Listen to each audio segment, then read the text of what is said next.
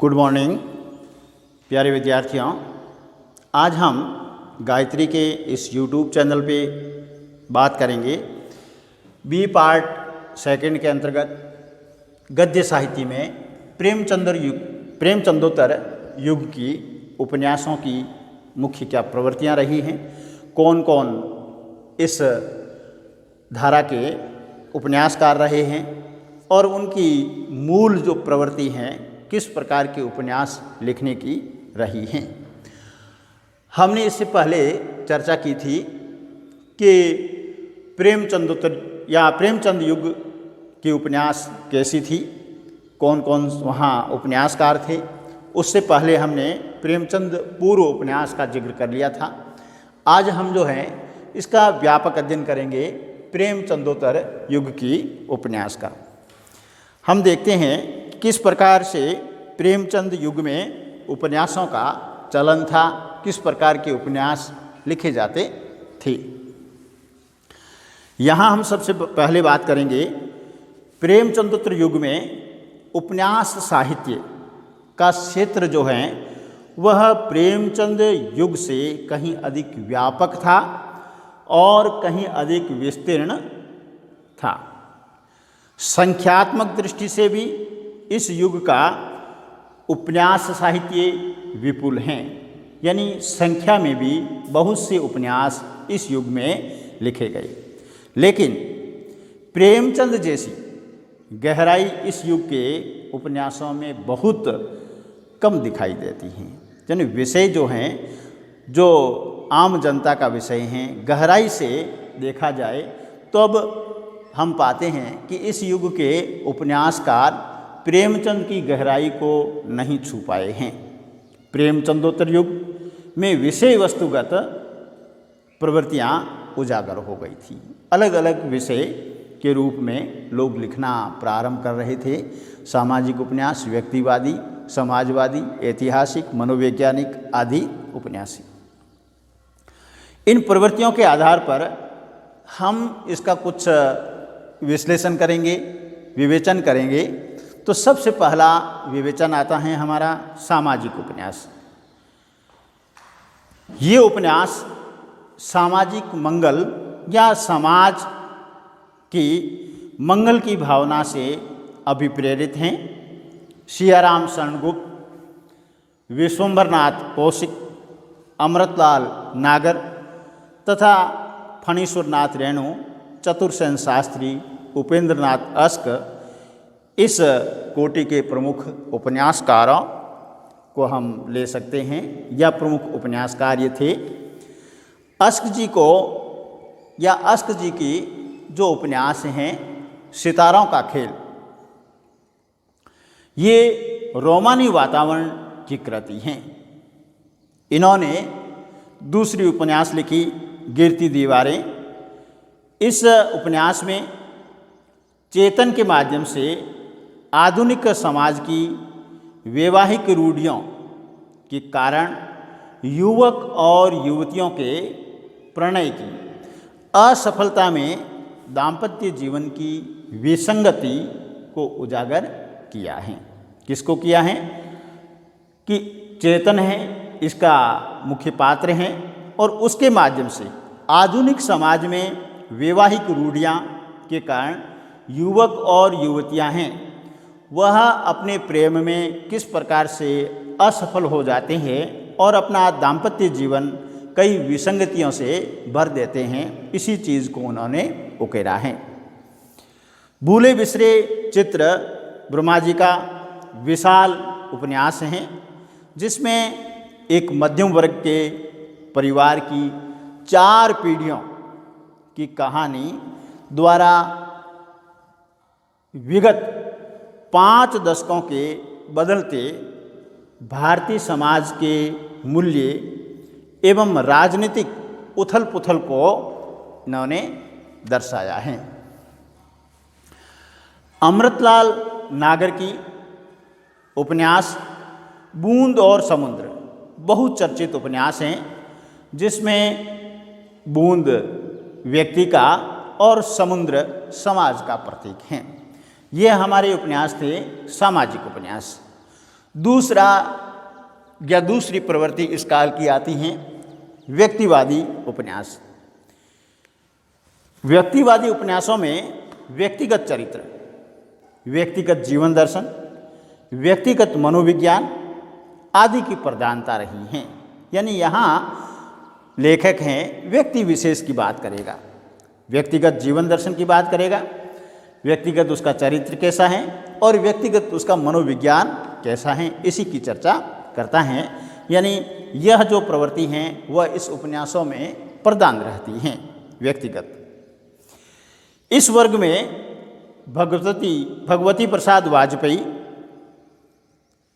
के उपन्यास दो बहनें, चलते चलते, यथार्थ से आगे और अस्क जी की उपन्यास गिरती दीवारें, गर्म राख, बड़ी बड़ी आँखें और रामेश्वर शुक्ल अंचल की वचन का मोल, पिया, नष्ट नीर आदि। लक्ष्मी नारायण लाल की धरती की आँखें, बयां का घोंसला और सांप आदि उपन्यासकारों ने व्यक्तिगत चेतना को अपने उपन्यासों में मुखर किया है। लाल का काले खून का पौधा अतिशय व्यक्तिवादी दृष्टिकोण को संकेतित करता है। इस प्रकार से इन कवियों ने एक व्यक्ति विशेष, व्यक्ति के जीवन दर्शन और व्यक्ति के मनोविज्ञान को ध्यान में रखते हुए ये व्यक्तिवादी उपन्यास लिखे हैं। तीसरा बिंदु आता है इसका समाजवादी उपन्यास। ये उपन्यास वे हैं जिनमें मार्क्सवादी विचारधारा का आधार ग्रहण करके और समाजवादी चेतना या कहें मार्क्सवादी विचार का आधार स्वीकार करके, ग्रहण करके कथानक का ताना बाना बुना गया है।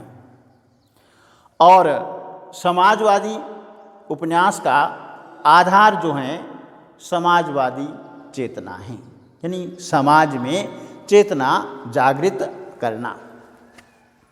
यह चेतना आदर्शवाद से प्रारंभ होती है और यथार्थ की या यथार्थवाद की और बढ़ती दिखाई देती हैं। यशपाल का उपन्यास दादा कामरेड में इन्होंने तत्कालीन राजनीतिक धारणाओं को चुनौती दी है और नवीन चेतना को अभिव्यक्त किया है। उसी प्रकार से इनका दूसरा उपन्यास झूठा सच, जो 1957 में देश विभाजन की त्रासदी पर आधारित एक ऐसा उपन्यास है जिसमें सामाजिक राजनीतिक परिस्थितियों का सफलतापूर्वक इन्होंने चित्रण किया है।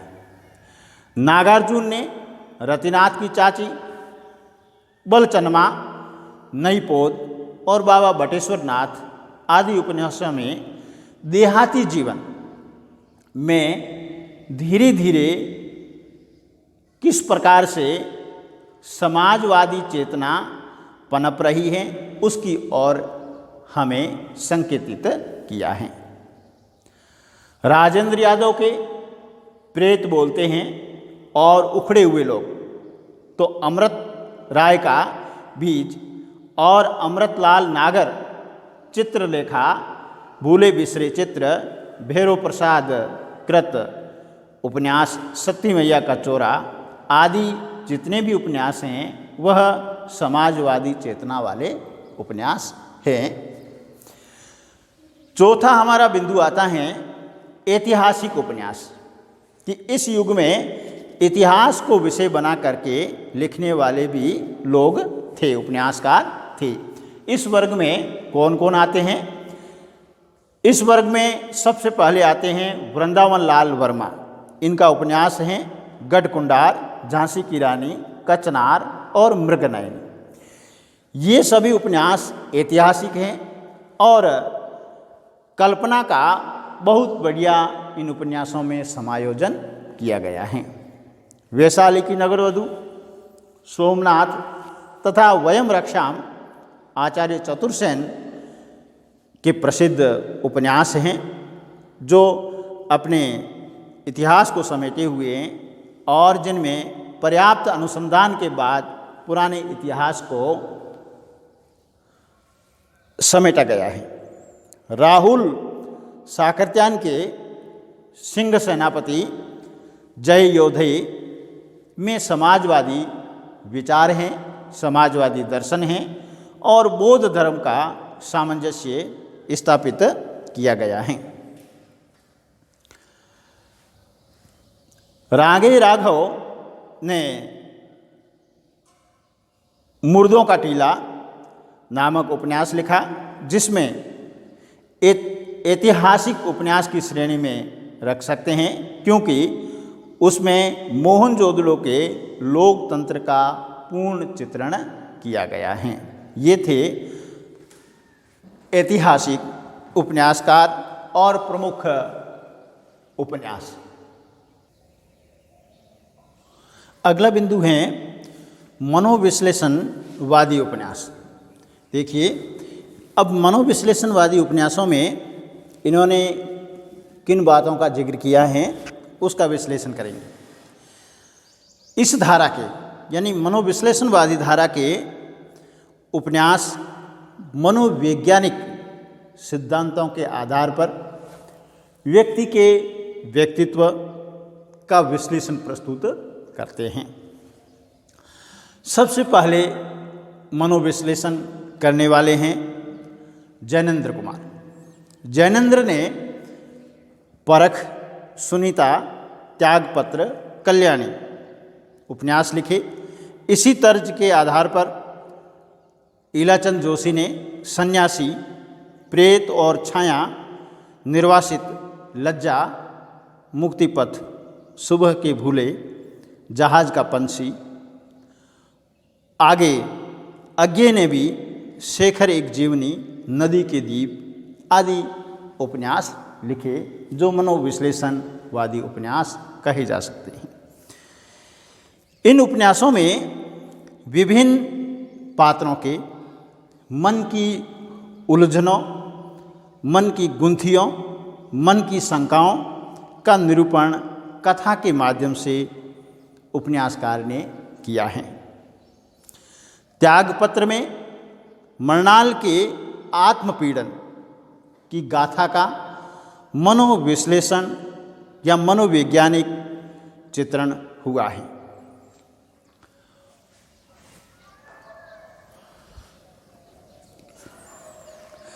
साथ ही अनमेल विवाह के दुष्परिणामों का चित्रण भी उपन्यासकार ने किया है।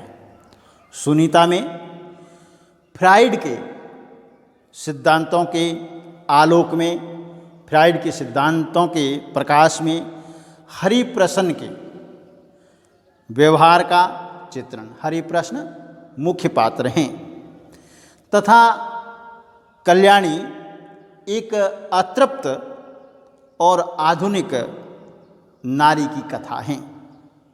सुखदा एक कुंठाग्रस्त नारी की कहानी को प्रस्तुत करने वाला उपन्यास है।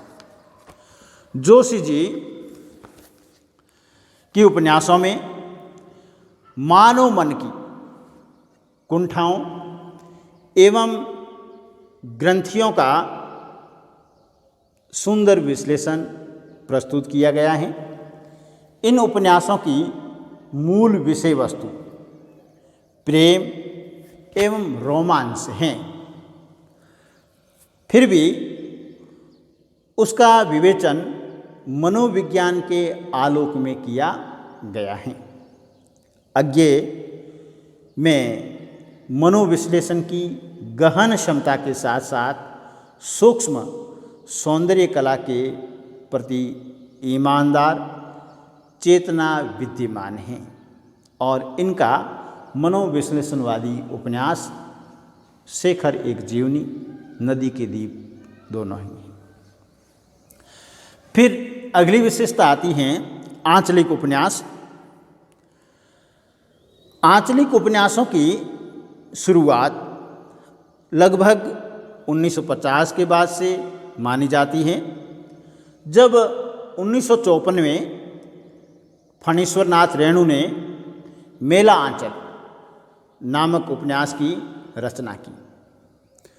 उसी से आंचलिक उपन्यास का प्रारंभ माना जाता है। इन उपन्यासों में किसी भी प्रदेश के अंचल विशेष की भौगोलिक, सामाजिक, सांस्कृतिक, धार्मिक, आर्थिक, राजनीतिक स्थिति, वहाँ के तीज, त्योहार, मेला, उत्सव, विवाह, नाच, गान, वेशभूषा, क्षेत्रीय बोली में मुहावरे आदि का उसी रंग में उपन्यास में जब यथातथ्य वर्णन किया जाता है तो उसे आंचलिक विशेषताएं होने के कारण हम उस उपन्यास को आंचलिक उपन्यास की संज्ञा से अभिहित कर सकते हैं। रेणु का मेला आंचल इन सभी विशेषताओं से युक्त हैं, इसलिए यह आंचलिक उपन्यासों में पहला और प्रथम उपन्यास है।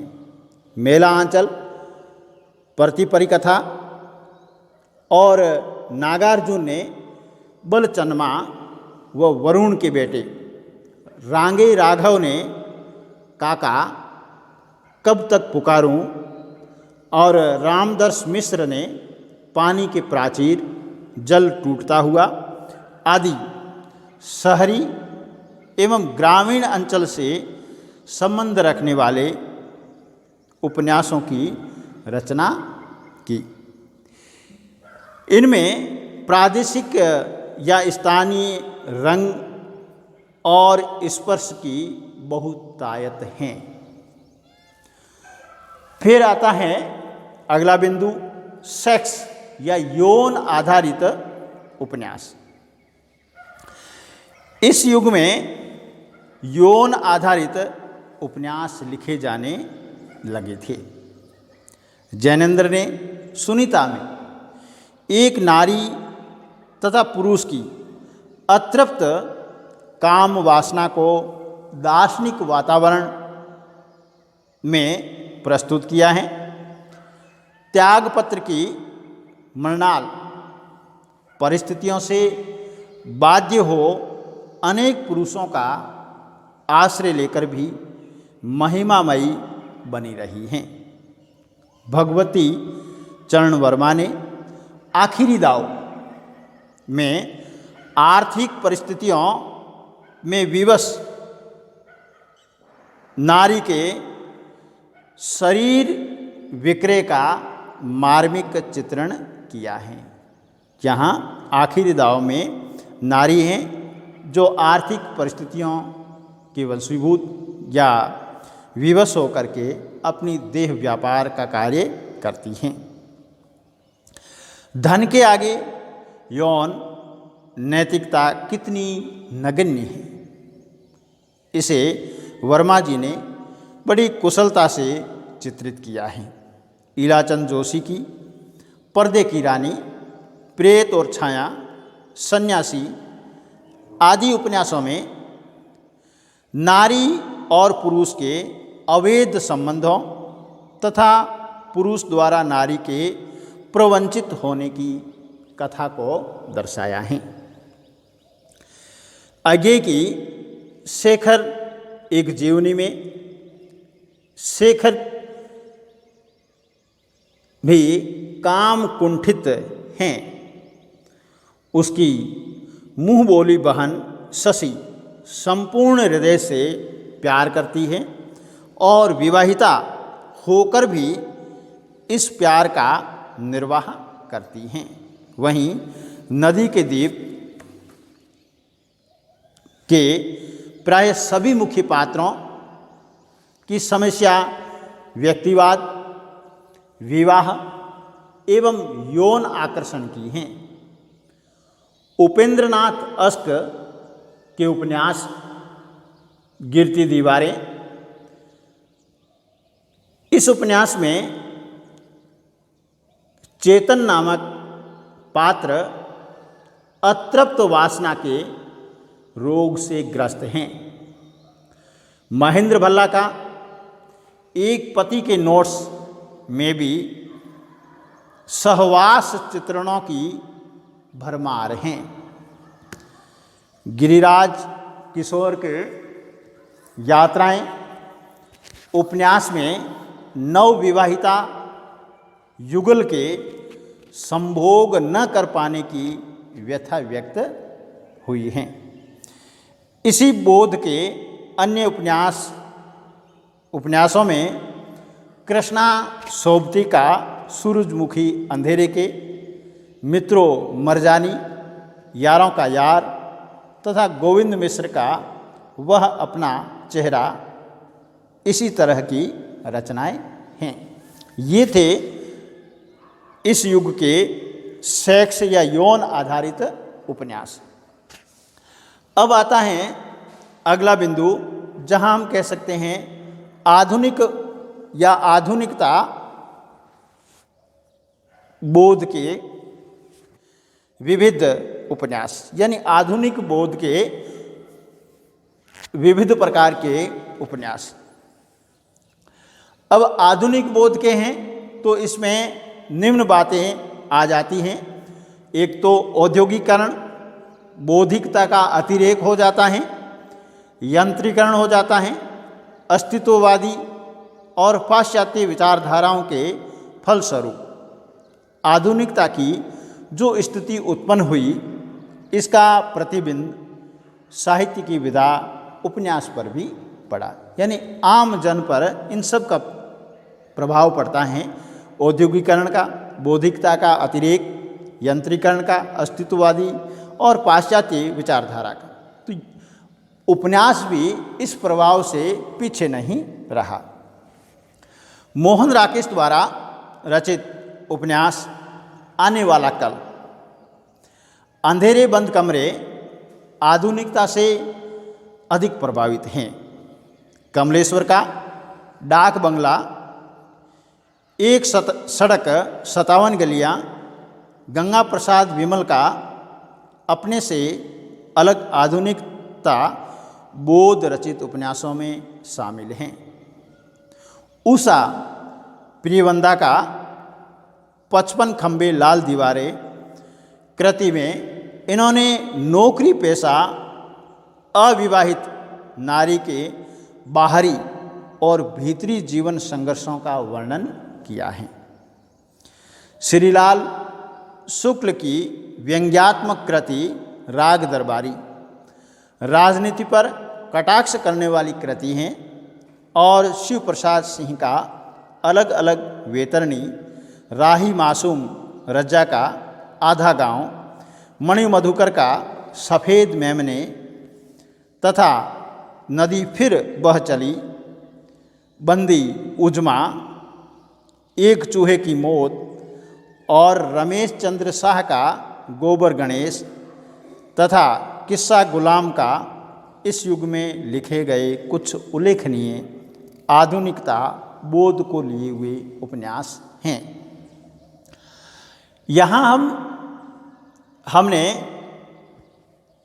प्रेमचंदोत्तर उपन्यासों में सामाजिक उपन्यास पढ़े, व्यक्तिवादी उपन्यास पढ़े, समाजवादी उपन्यास पढ़े, ऐतिहासिक उपन्यास पढ़े, मनोवैज्ञानिक उपन्यास पढ़ लिए, आंचलिक उपन्यास भी पढ़ लिए और सेक्स यानी यौन आधारित उपन्यास भी पढ़ लिए और आधुनिक बोध के उपन्यास भी पढ़ लिए हैं। अब इतना विश्लेषण करने के बाद में हम यह निष्कर्ष निकाल सकते हैं कि इस युग में हिंदी उपन्यास के विकास की इतिहास की उपयुक्त रूपरेखा इस विधा के त्वरित गतिशील रूप का एक विहंगम दृश्य प्रस्तुत करती है कि हिंदी उपन्यास जो हैं एक विशाल रूप लिए हुए अपने विकास को कर रहा है।